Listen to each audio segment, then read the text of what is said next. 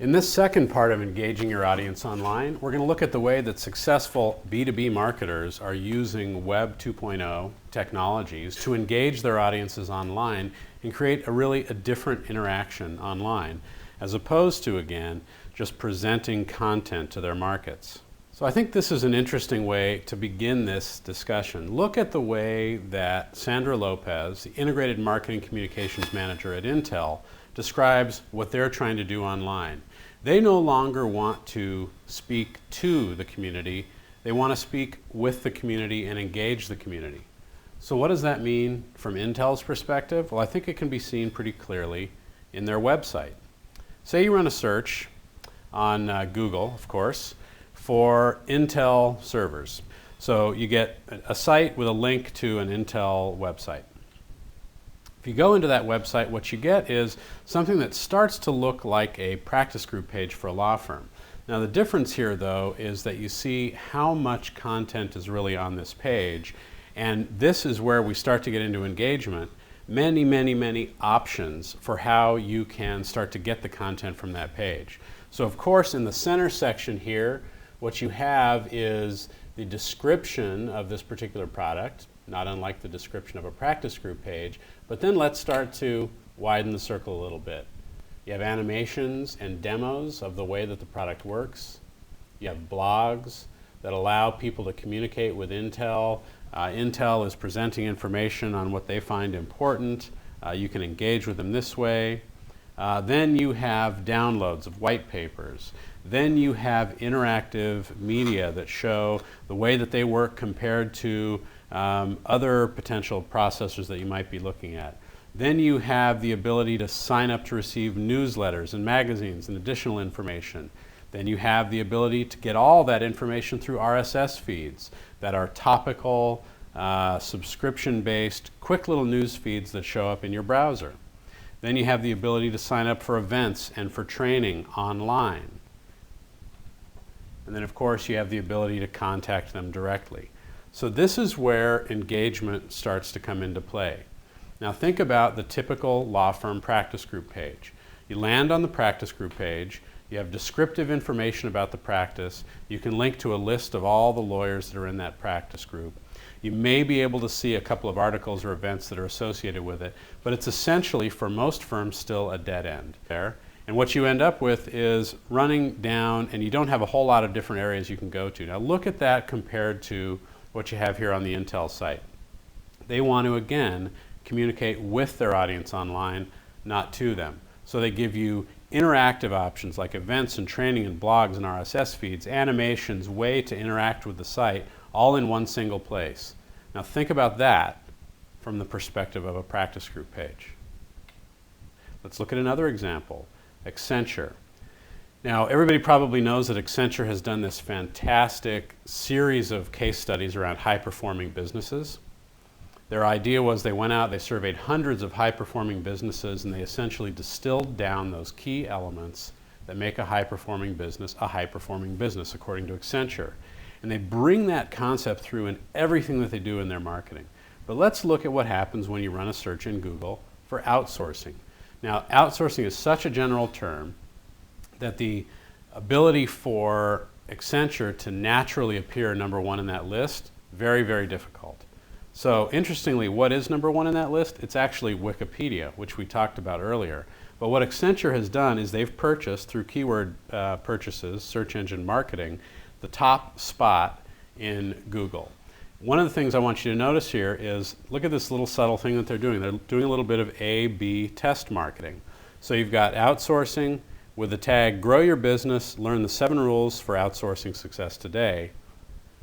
You run the search again, you get outsourcing, discover the top 7 rules of outsourcing and get results today.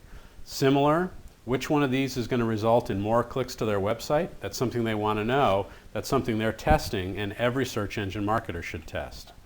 So if you click on there, one of the things you do, I want you to start to notice what's happening here.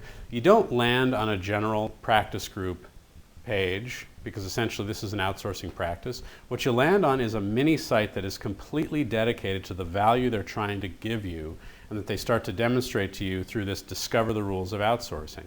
The very first thing you see on this page is the ability to download the report of the 7 rules for outsourcing. Then they give you the option to learn more information about them. Think about this as related to a practice group page. What do the first time you show up at a practice group page? You get a description of all the things that we do because we're so important. What does Accenture give you? Value.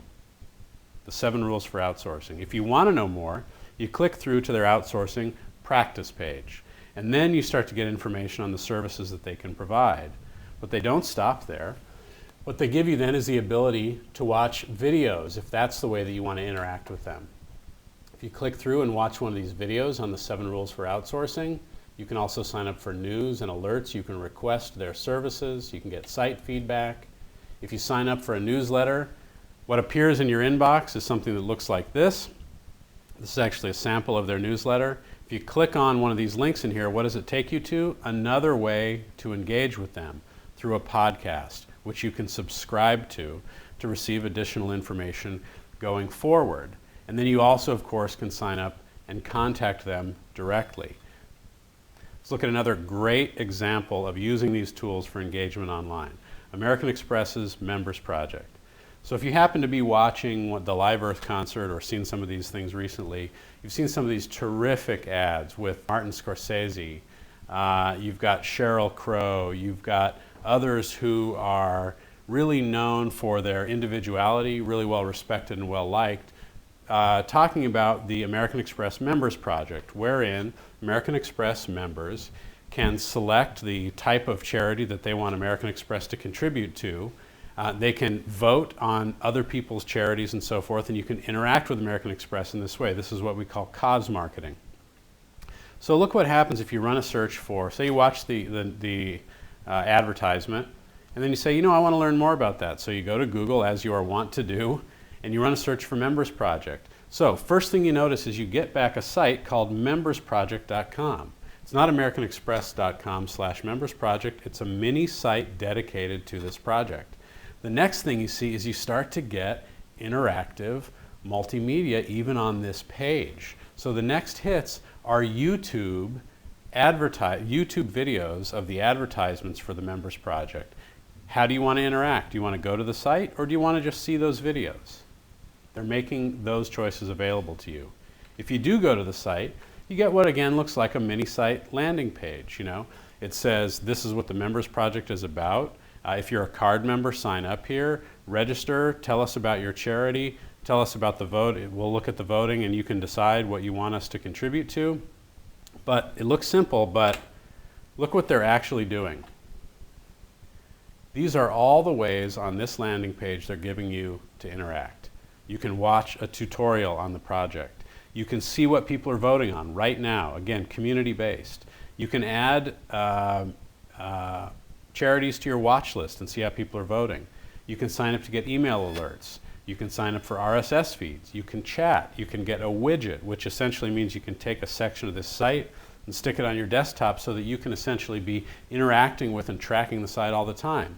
Or very importantly, you can spread the word. You can tell other people that you want them to come to this site so that you are marketing for American Express. American Express isn't relying on its own marketing. This is the spread the word. Discussion boards. And then, of course, this is the way that they're using email newsletters to remind you to come back and to look at what's happening. And then, of course, it's all integrated. When you go to the American Express site to check your balance, there it is. They're telling you about it again. And they know if you've registered. They know if you've gone there before. They don't make you do it twice. They engage you online. They keep you sucked in. And they use all these different tools to communicate with you. The result, of course, is another clear indicator of kind of the new Web 2.0 conditions out there, which are that something like this that does so well lives on its own, independent of American Express. It's gotten terrific buzz. It's gotten write-ups about the campaign and the ability to interact, and it's been a huge hit all around. That's engagement for B2B. That's engagement that your clients are starting to use. Law firms are just beginning to go down this road. And in the next part, we're going to look at how successful law firm marketers are engaging their audiences online.